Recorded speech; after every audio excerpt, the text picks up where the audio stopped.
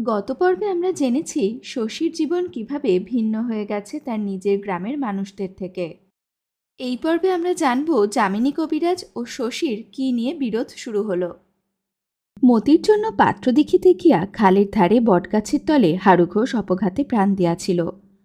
গ্রামে কি মতির পাত্র মিলিত না? হারুর ছিল উচ্চ আশা। ছেলেবেলা হারু স্কুলে পড়িয়াছিল, বড় হইয়া হারু বড়লোক হইয়াছিল। তারপর গরিব হইয়া পড়িলেও মনটা হারুর বিশেষ বদলায় নাই। গাঁওদিয়ার গোপ সমাজ পরিহাস করিয়া তাহাকে বলিত ভদ্রলোক, বিশেষ করিয়া বলিত নিতাই। নিতাইয়ের অবস্থা ভালো, চালচলনও তাহার অনেকটা ভদ্রলোকের মতো। তবু হারু তো তাহাকে খাতির করিত না।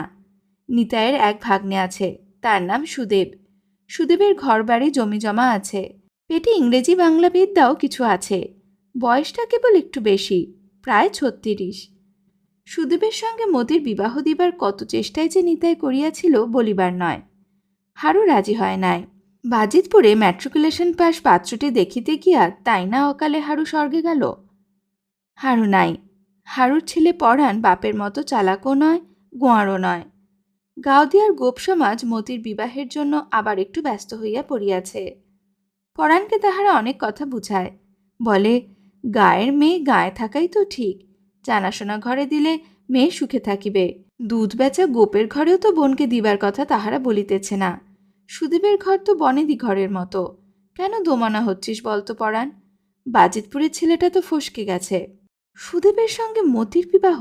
রসালো ফলের মতো অমন কোমল রং যে মতির, প্রতিমার মতো অমন নিখুঁত মুখ। প্রস্তাবটা পরাণের পছন্দ হয় না, কিন্তু অত লোকের কাছে স্পষ্ট না বলিবার মতো মনের জোরও তাহার নাই। নিমরাজি হইয়া সে বলিয়াছে বাড়িতে আর শশীর মত থাকিলে সে আপত্তি করিবে না। শশীর মতামতের প্রশ্নটা তাহারা পছন্দ করে নাই। নিতাই হাসিয়া বলিয়াছে ছোটবাবু লোক ভালো, কিন্তু নিজের সমাজে হিতৈষী গণ্যমান্য লোক থাকতে ছোটবাবুকে মুরব্বি ঠাউরালে পরাণ, ঘরের কথায় পরকে ডাকলে। আরেকজন বলিয়াছে ছোটবাবু হরদম আসেন যান না বটে। এ কথাটা পছন্দ করে নাই পরাণ। দুপক্ষের অপছন্দ শেষ পর্যন্ত কিসে গিয়া ঠেকিত বলা যায় না, কিন্তু হারুর আকস্মিক মৃত্যুর পর পরাণ বড় দমিয়া গিয়াছিল। কলহ না করিয়া বাড়িতে অসুখের ছুতা দিয়া সে উঠিয়া আসিয়াছে। মতির জ্বর কিন্তু কমিয়া গিয়াছে। বর্ষার গোড়ার দিকে তাহাকে ম্যালেরিয়ায় ধরিয়াছিল, কয়েকদিন ভালো থাকিয়াছে, আবার কাঁপিতে কাঁপিতে পড়িয়াছে জ্বরে। শশীর দামে কুইনাইন জ্বরটা একেবারে ঠেকাইতে পারে নাই। এবার গা ফুঁড়িয়া কয়েকবার তাহাকে ওষুধ দিয়া শশী আশ্বাস দিয়াছে আর জ্বর হইবে না। জ্বরে ভুগিয়া মতির বিশেষ ক্ষতি হইয়াছে মনে হয় না। ম্যালেরিয়া ধরিবার আগে হঠাৎ সে মোটা হইতে আরম্ভ করিয়াছিল, মাঝে মাঝে জ্বরে পড়িয়া এটা বন্ধ হইয়া গিয়াছে। মতির সুন্দর গরমটি চর্বিতে ঢাকিয়া গেলে বড় আফসোসের কথা হইত। এখনো প্রতি সপ্তাহে মতিকে শশী একটা করিয়া ইঞ্জেকশন দেয়। সকালে বাড়িতে যে কজন রোগী আসে তাদের ব্যবস্থা করিয়া কালো ব্যাগটি হাতে করিয়া সে যখন হারু ঘোষের বাড়ি যায়, হয়তো তখন বেলা হইয়াছে, সমস্ত উঠান ভরিয়া গিয়াছে রোদে। মতির ভিতর শুকনো মুখ দেখিয়া শশী হাসিয়া বলে, এতবার দিলাম এখনো তোর ভয় গেল না মতি? কোন হাতে নিবি আজ? স্পিরিট দিয়া ঘষিলে মতির বাহুতে ময়লা ওঠে। শশী বলে, বড় নোংরা তুই মতি, গায়ে সাবান দিতে পারিস না? ইঞ্জেকশন দিয়া শশী দাবায় বসে। পরাণ বলে, একটা পরামর্শ আছে ছোটবাবু। বিষয়টা মতির বিবাহ সংক্রান্ত শুনিয়া জাঁকিয়া বসিয়া একটা বিড়ি ধরায়। ছেলের ইশারায় মোক্ষদা সরিয়া আসে কাছে। মুচিও আসিয়া ছেলে কোলে কাছে দাঁড়ায়। কুসুমকে দেখিতে না পাইয়া শশী মনে মনে আশ্চর্য হয়। পুবের ভিটার ঘরখানায় ছায়াঘরের মধ্যে সংকুচিত হইয়া গিয়াছে। পরাণের কথা শুনিতে শুনিতে প্রতি মুহূর্তে শশী আশা করে পুবের ওই ঘরের ভিতর হইতে হয়তো দু চোখে গাঢ় স্তিমিত ছায়া সঞ্চয় করিয়া কুসুম হঠাৎ বাহির হইয়া আসিবে, পরমাত্মীয়দের এই সভার এক প্রান্তে দাঁড়াইয়া থাকিবে পরের মতো। তার সাড়া পাইয়া কুসুম যে কলসিটা তুলিয়া ঘাটে চলিয়া গিয়াছিল শশী তাহা কেমন করিয়া জানিবে? পরাণের বক্তব্য শেষ হইয়া আসিলে কুসুম ভিজা কাপড়ে উঠানের রোদে পায়ের দাগ আঁকিয়া পুবের ঘরের ছায়ার মধ্যে ডুবিয়া যায়। রান্নাঘরে পোড়া ডালের গন্ধে চারিদিক ভরিয়া যাওয়ার পর ঘর হইতে সে আর বাহির হয় না। মোক্ষদার রূঢ় বাক্যস্রোতে তারপর কিছুক্ষণের জন্য মতির বিবাহের সমস্যা ভাসিয়া যায়। রান্নাঘরের খোলা দরজা দিয়া অপরাধী ডালের হাঁড়িটা উঠানে আসিয়া আছড়াইয়া পড়িতে আজ যে আবার ও প্রসঙ্গ উঠিবে সে সম্ভাবনা থাকে না। শশী ভাবে সকলের কাছে কত বকাবকি বউটা না জানি শুনিবে। মুখ্যদা, মুচি, মতি সকলেই হৈ হৈ করে। ও ঘর হইতে মুমূর্ষ পিসি চেঁচায়, কি হলো রে মুচি, কি হলো রে মতি? চুপ করিয়া থাকে শশী। সকলকে চুপ করাইতে গিয়া পরাণ হল্লা আরো বাড়ায়। কিন্তু কি নির্বিকার কুসুম। রাগের মাথায় ডালের হাঁড়িটা যে উঠানে ছুড়িয়া দিয়াছে সে হাসি মুখে বাহিরে আসে, দাঁড়ায় শশীর সামনে, বলে, জ্বর এলো নাকি দেখুন দেখি ছোটবাবু। শশী নাড়ি ধরিয়া বলে, জ্বর আসেনি বউ, মাথা ধরেছে যে। কতক্ষণ ধরে জলে ডুবিয়েছ তুমিই জানো, মাথার দোষ কি? কুসুম মাথা নাড়িয়া বলে, আমার ঠিক জ্বর আসছে, আমি গিয়ে শুলাম। যা আলো মতি, আজ তুই রাঁধবি যা। কুসুম ঘরে গিয়া শুইয়া পড়ে। কিন্তু শুইয়া কেন থাকিতে পারিবে এই চঞ্চলা নারী? খানিক পরে উঠিয়া আসিয়া না বলিতেই পরাণকে এক ছিলিম তামাক দিয়া সে অদূরে বসিয়া পড়ে। সুদেবের সঙ্গে মতির বিবাহের শশীর মত নাই শুনিয়া বলে, কেন গো ছোটবাবু, সুদেব পাত্তর কি এমন মন্দ? পুরুষ মানুষের আবার বয়স, সতীন কাঁটা তো নেই, ঘরে পয়সা আছে লোকটার, মেয়ে সুখে থাকবে। শশী বলে, হারু কাকার অমত ছিল সেটা তো ভাবতে হবে বউ। কুসুম বলে, তিনি সজ্ঞে গেছেন। আর কিছু কুসুম বলে না। শশী তাহাকে বুঝাইবার চেষ্টা করে, সুদেব লোক ভালো নয়, মতির সঙ্গে সুদেবকে মানায় না। কুসুম বোঝে কিনা কে জানে। মুখ্যদার খড় দৃষ্টিপাতে মাথার ঘোমটা আরও একটু টানিয়া দিয়া নিশ্চল প্রতিমার মতো বসিয়া থাকে। শশী বাড়ি যাওয়ার জন্য উঠিলে সে আবার মুখ খোলে, বলে, পিসিকে একবার দেখে যান ছোটবাবু, বুড়ি কাঁদতে নেগেছে। শশী একটু লজ্জা পায়। মরণাপন্ন পিসিকে দেখিয়া যাওয়ার কথা প্রায় তাহার মনে থাকে না। পিসির মরণ এতদূর সুনিশ্চিত যে তার সম্বন্ধে করিবার এখন আর কিছুই নাই। তাই কি শশী ভুলিয়া যায় আজও পিসি বাঁচিয়া আছে? বড় বাঁচিবার স্বাদ পিসির। পিসি মরিলে যে কাঠ দিয়া তাহাকে পোড়ানো হইবে তাহার ঘরেরই অর্ধেকটা জুড়িয়া সেগুলি সাজাইয়া রাখা হইয়াছে। মাথার দিকে ঘরের কোণে দাঁড় করানো পাটকাঠির বোঝা হইতে পিসি এখনো পাটের গন্ধ পায়। এক আটি পাট ধরাইয়া পিসির মুখাগ্নি করিবে পরাণ। মাথার চুল পিসির অর্ধেক ঝরিয়া গিয়াছে। দেহের লাল চামড়ার তলে মাংস আছে কিনা বোঝা যায় না। পিসি তবু বাঁচিবেই। চুপি চুপি সে শশীকে বলে, ও বাবা শশী, বই দেখে ওষুধ দিও বাবা, দামি ওষুধ দিও, দামের জন্য ভেবো না বাবা, সেরে উঠি ওষুধের দাম তোমায় আমি মিটিয়ে দেব। বলে, আমার যা কিছু আছে সব তোমায় দিয়ে যাব, তুমি ভালো করে আমার চিকিৎসা করো। তবু শশী প্রায়ই ভুলিয়া যায় পিসি বাঁচিয়া আছে। ইঞ্জেকশন দিবার সময় প্রত্যেকবার শশী মতিকে বলিয়াছে, আর তোর জ্বর হবে না মতি। শশীর আশ্বাস সত্য হইল। এই বছরের মতো মতিকে ম্যালেরিয়া ছাড়িয়াছে। ওদিকে যামিনী কবিরাজের বউ শশী যাহাকে সেনদিদি বলিয়া ডাকে পড়িয়াছে জ্বরে। যামিনী বিখ্যাত কবিরাজ। বহু দূরবর্তী গ্রামে তাহাকে চিকিৎসার জন্য ডাকা হয়।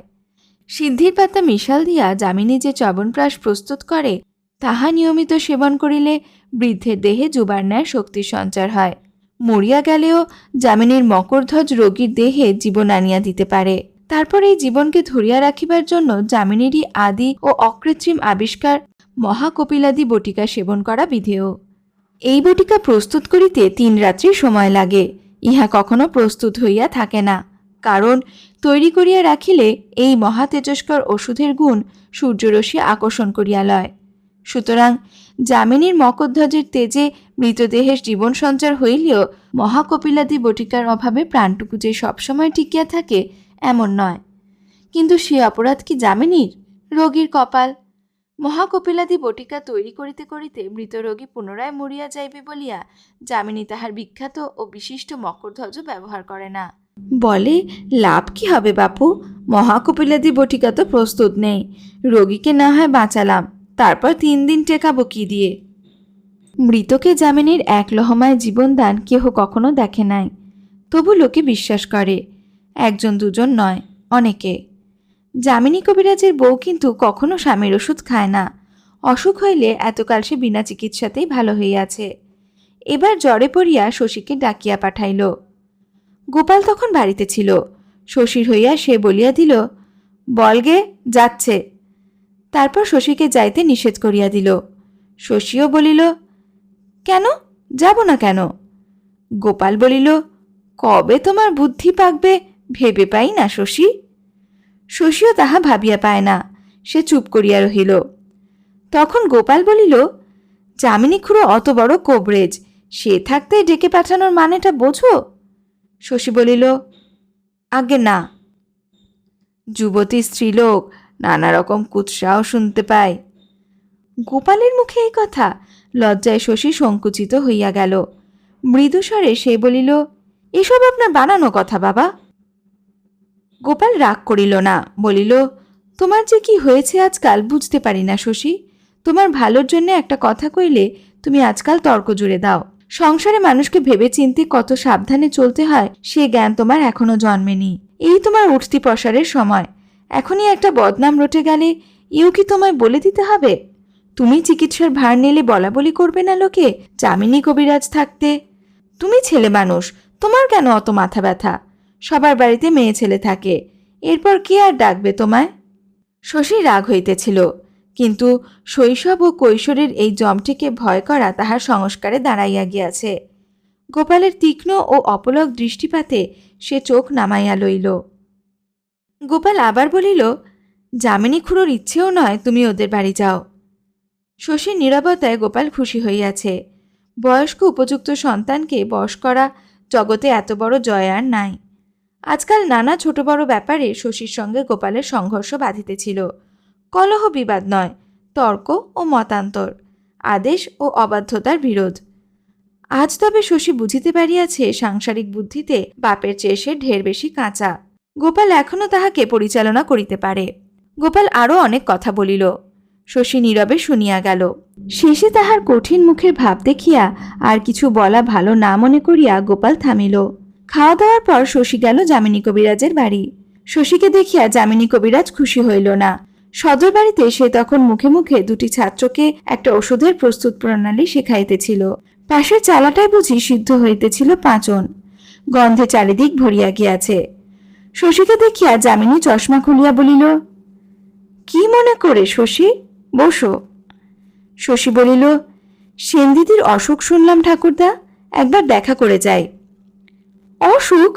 যামিনী হাসে, কার কাছে শুনলে? জ্বর বুঝি হয়েছিল একটু কাল? না রে কুঞ্জ, আজ অসুখ কোথা? তবে বুঝি কোনো কাজে ডেকেছেন, বলিয়া শশী ভিতরে গেল। সেনদিদি শুইয়াছিল, আচ্ছন্ন অসুস্থ মৃতকল্প সেনদিদি। গায়ের উজ্জ্বল রং লাল হইয়া হাতের অনন্তের রঙের সঙ্গে মিশিয়া গিয়াছে। সারা গায়ে আরও সব অস্পষ্ট চিহ্ন, শশী যা চেনে। শশীর মুখ শুকাইয়া গেল। শরতের গোড়ায় এ রোগ সেনদিদি পাইল কোথায়?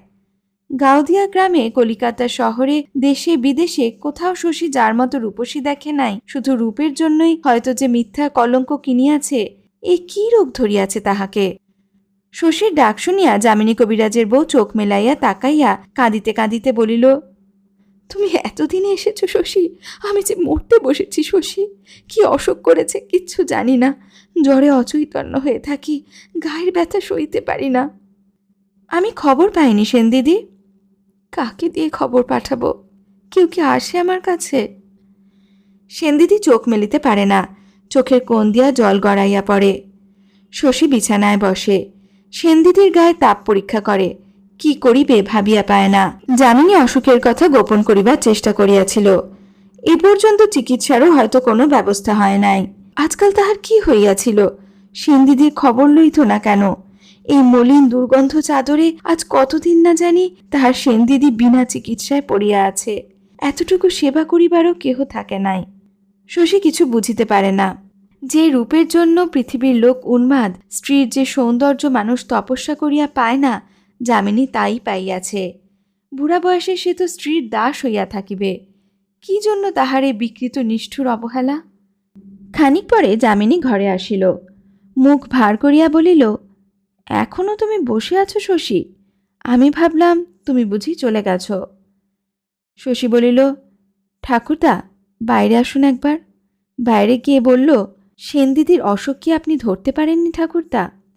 যামিনী কবিরাজ বলিল, হাসির কথা বললে বটে শশী, 40 বছর কবরেজি করছি, 3টি জেলায় যামিনী কবরেজের নাম জানে না এমন লোক নেই। আমায় তুমি শুধোচ্ছ রোগ ধরতে পারিনি? এক নজর তাকালে রোগ নির্ণয় হয়। ওঁর হয়েছে ম্যালেরিয়া।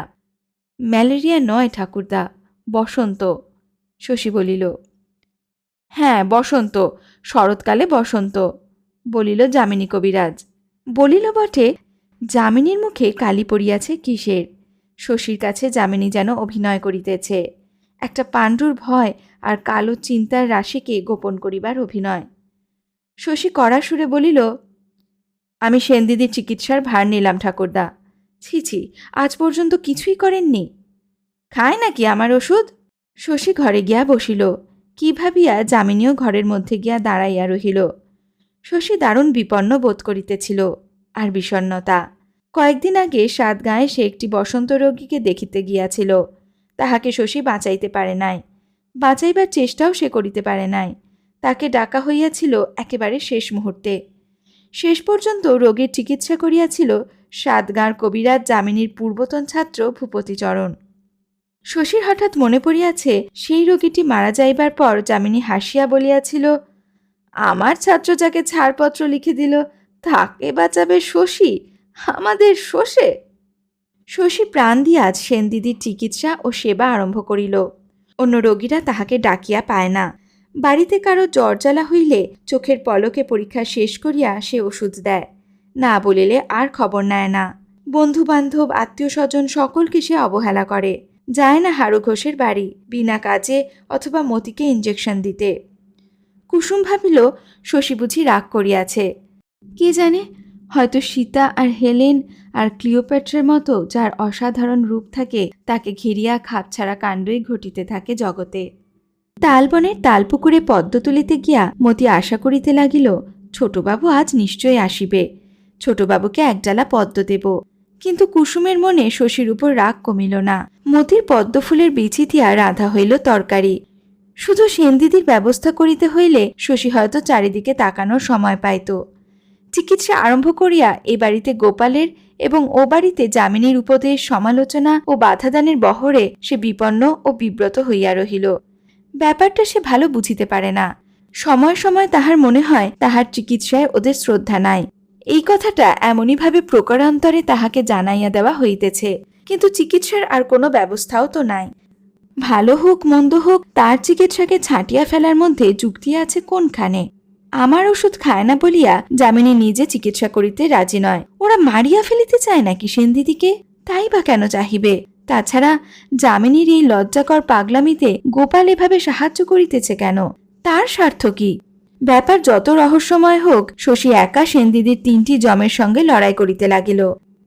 যামিনীকে সে জিজ্ঞাসা করে, বড় গোল শিশির ওষুধ কি হলো ঠাকুরদা? যামিনী বলে, 3 দাগ ছিল না, খাইয়ে দিয়েছি। কি যে সব ওষুধ তোমার শশী, সব ওষুধে হয় মদ নয় সিরাপের গন্ধ। শশী সভয় বলে, খাইয়ে দিয়েছেন? গোল শিশির ওষুধটা খাইয়ে দিয়েছেন? তা দিলাম বই কি, ছটফট করছিল দেখে ভাবলাম তোমার রোগী, তোমার ওষুধ দিই খাইয়ে। শশী রাগ করিয়া বলে, রোগী আমার নয় ঠাকুরদা, আমি চললাম, আপনাদের যা খুশি করুন। সে একরকম চলিয়াই আসে। বাড়ির বাহিরে গিয়া গতি স্লথ করিয়া দাঁড়ায়। মনে পড়ে সেনদিদির ভীরু কাতর চাহনি, একান্ত নির্ভরতা। শশী আবার ফিরিয়া যায়, বলে, ওটা যে গুটি বসাবার ওষুধ, 7 দিন আগে ও ওষুধটা দিয়েছিলাম, আপনি জানতেন না? যামিনীর মুখ কয়েকদিনে সম্ভবত দুশ্চিন্তাতেই শুকাইয়া পাংশু হইয়া গিয়াছে। সে চোখ মিটমিট করিয়া বলে, আমি কোবরেজ মানুষ, তোমাদের ওষুধের আমি কি জানবো ভাই? আমি তো কিছুই জানি না। জানেন না তো আমায় না বলে ওষুধ খাওয়ালেন কেন? আপনি মারবেন ঠাকুরদা সেনদিদিকে? গুটি পাকছে, এখন আপনি খাইয়ে দিলেন গুটি বসানোর ওষুধ। যামিনী কথা কয় না। শশী একটু নরম হইয়া বলে, বড় অন্যায় করেছেন ঠাকুরদা, আর যেন এমন করবেন না কখনো। যামিনী বলে, আমার একটা ওষুধ খাইয়ে দেবে শশী, তাড়াতাড়ি যাতে গুটি পাকে। শশী তৎক্ষণাৎ সন্দিগ্ধ হইয়া বলে, খাইয়েছেন নাকি কিছু আপনার ওষুধ? না, আমার ওষুধ খায় না। তার মানে চেষ্টা করেছিলেন খাওয়াবার? উদ্ভ্রান্ত যামিনী এবার খেপিয়া যায়। যদি করে থাকি, হ্যাঁ হে শশী, যদি করেই থাকি, তোমার ওসব মদ আর সিরাপে আমি বিশ্বাস করি না বাপু। চিকিৎসা হচ্ছে, এই যদি তোমার বসন্তের চিকিৎসা হয়, পুঁথিপত্র খালি ভাসিয়ে ঘরের ছেলে ঘরে গিয়ে বসগে যাও। বলিতে বলিতেই যামিনী সাহস হারায়, তবু মরিয়ার মতো বলে, তুমি আর এসো না। মাথা শশীও ঠিক রাখিতে পারে না, বলে, গোড়া থেকে আপনি যা সব কাণ্ড করছেন ঠাকুরদা, পুলিশ ডাকলে আপনার 10 বছর জেল হয়। যামিনী বিবর্ণ মুখে বলে, কি কি করলাম আমি? চিকিৎসা হচ্ছে তোমার, আমি তো একটা বড়িও খাওয়াইনি আমার। শশী আর কথা কাটাকাটি করে না, এ পাগলের সঙ্গে ঝগড়া করিয়া লাভ কি?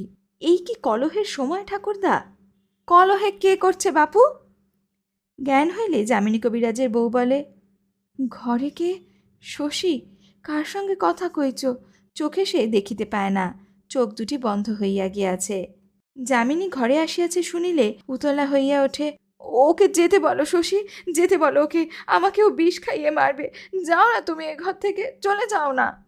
যামিনী চলিয়া গেলে বলে, বাঁচব তো শশী? বাঁচবে বই কি? সেন দিদি খুশি হয়, খানিকক্ষণ চুপ করিয়া পড়িয়া থাকে। শশী কি জানে না কি অসহ্য তাহার যাতনা? সেন দিদির সহ্য শক্তি দেখিয়া বিস্ময় মানে শশী। নালিশ নাই, কাতরানি নাই, মাঝে মাঝে শুধু জিজ্ঞাসা করে বাঁচিবে কি না।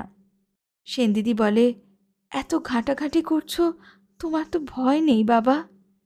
কিসের ভয়? 6 মাস আগে টিকে নিয়েছি। তখন সেন দিদি বলে, ধরতে গেলে তুমি তো আমার ছেলেই, পেটের ছেলের চেয়ে তোমাকে বেশি ভালোবাসি শশী। কথাটা শশীকে বিচলিত করিয়া দেয়। সেন দিদি যে তাকে ভালোবাসে সে তা জানে 12 বছর বয়স হইতে। কথাটা বলিবার ভঙ্গি তাহাকে অভিভূত করিয়া রাখে। কেমন একটা বালকত্বের অনুভূতি হয় এক অসুস্থা গ্রাম্য নারীর আবেগপূর্ণ কথায়। পেটের ছেলের চেয়ে ভালোবাসে, এই কথার অর্থ কি? সেনদিদি তো ছেলে মেয়ে হয় নাই কখনো। একদিন সেনদিদির শিয়রে সারা রাত জাগিয়া ভোরবেলা বাড়ি ফেরার সময় বাড়ির সামনে শিউলি গাছটার তলায় মতিকে শশী ফুল কুড়াইতে দেখিল। শশী যায় না বলিয়া মতি বুঝি ব্যাপার বুঝিতে আসিয়াছে। শিউলি গাছটা ঝাঁকিয়া ফুল ঝরাইয়া দিয়া শশী জিজ্ঞাসা করিল, তুই কবে টিকে নিয়েছিলি রে মতি? টিকে নিইনি তো। নিসনি কেন? টিকে নিতে কি হয়েছিল? দাঁড়া, আজ তোদের বাড়ি শুদ্ধ সকলকে টিকে দিয়ে আসব। পাড়ায় বসন্ত হয়েছে খবর রাখিস? মতি অবিশ্বাসের হাসি হাসিয়া বলিল, টিকে নিলে কি হবে? মা শেতলার কৃপা হবার হলে হবেই গো ছোটবাবু, হবেই। তোর মাথা হবে। শিশিরে এক পশলা বৃষ্টির মতো চারিদিক ভিজিয়া আছে। মতির বিবর্ণপার শাড়ি আধভেজা কাপড়ের মতো কোমল দেখাইতেছিল। শশীর মনে হয় শাড়ির নমনীয় স্পর্শে মতি ভারী আরাম পাইতেছে। সকালবেলা রাত জাগা চোখে মতিকে যেন তার বয়সের চেয়ে অনেক বড় মনে হইতে লাগিল। ওকে দেখিতে দেখিতে সকালবেলা বিড়ি টানার আলস্য আরও মিষ্টি লাগিল শশীর। মতি বলিতেছিল, বউ বলে আপনি সাহেব মানুষ, ঠাকুর দেবতা মানেন না। সত্যি ছোটবাবু? না, সত্যি নয়, ঠাকুর দেবতা খুব মানি। শুনিয়া মতি যেন স্বস্তি পাইল। বউ আপনার নামে যা তা বলে। হ্যাঁ, কি বলে?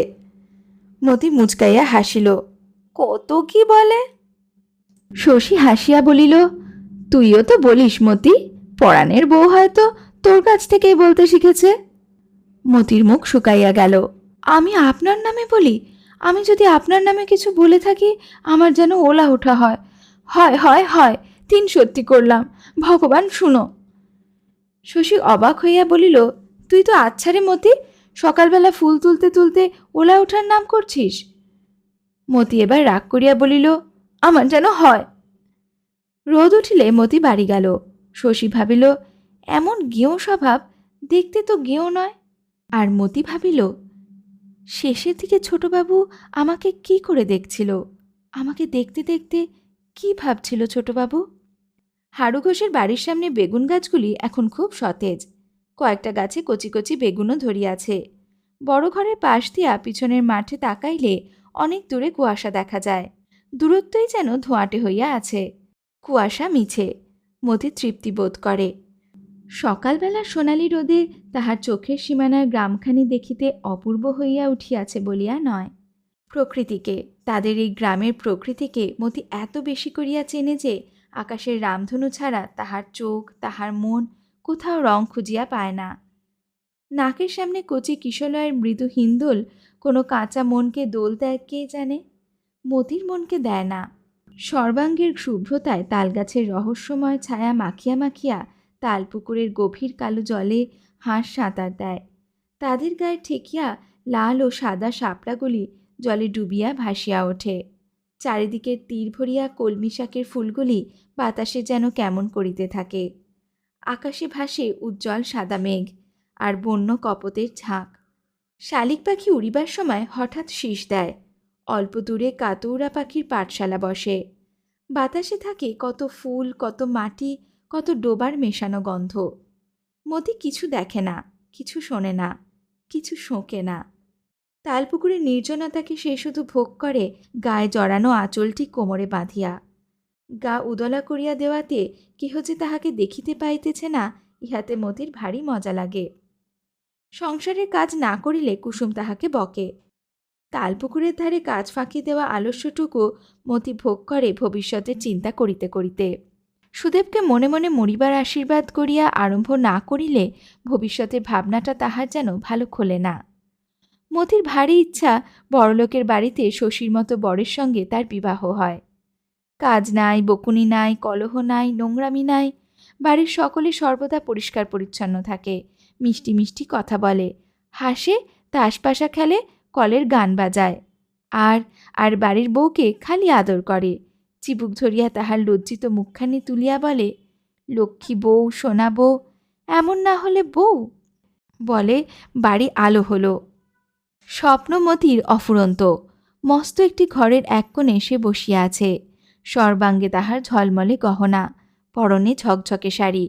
ঘোমটার মধ্যে চন্দন চর্চিত মতির মুখখানি কি রাঙা লজ্জায়। আনন্দে সে ছোট ছোট নিঃশ্বাস ফেলিতেছে আর শুনিতেছে ঘরের বাহিরে বড়লোকের বাড়ির প্রকাণ্ড সংসারের কলরব।